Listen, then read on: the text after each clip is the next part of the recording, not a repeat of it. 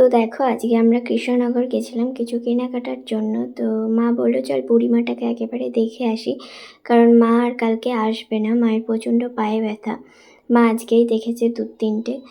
তো দেখতেই পারছো এই যে বুড়িমা, এখনও সাজানো হয়নি। সবাই জানো যে বুড়িমা, কৃষ্ণনগরের বুড়িমাটা বিখ্যাত। কারা কারা আসছো আমাকে অবশ্যই কমেন্টে বলবে। কারা কারা কালকে যাচ্ছ ঠাকুর দেখতে কাল এবং পরশুদিন আমাকে বলবে। আমি কালকে আবার যাব ঠাকুর দেখতে ভাইয়ের সঙ্গে। কাল মা আর যাবে না, আমি যাব ভাইয়ের সঙ্গে। তো এখনও সাজানো হয়নি, ইনকমপ্লিট। তো তবুও তোমরা ভিড়টা দেখো, ভিড়টা দেখলে তো মানে কি বলবো, আজকেই এত ভিড়, তাহলে আমি এটাই ভাবছি কাল বা পরশুদিন কীরকম ভিড় হবে।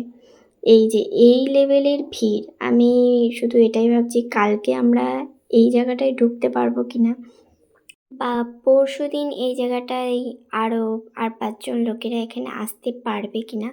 কারণ আজকেই এই লেভেলের ভিড়, তো কাল পরশু বুঝতেই পারছো।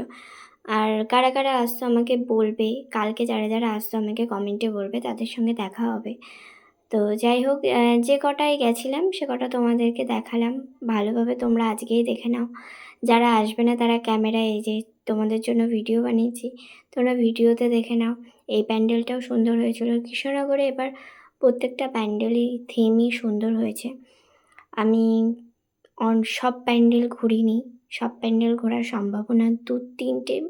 দূর থেকে ৩টে ঘুরেছি। তো যাই হোক, কালকে ঘুরবো প্রচুর। প্রচুর বলতে যতক্ষণ এনার্জি থাকবে ততক্ষণ ঘুরবো। যাই হোক, সবাই এসো, কৃষ্ণনগর একবার ঘুরে যাও।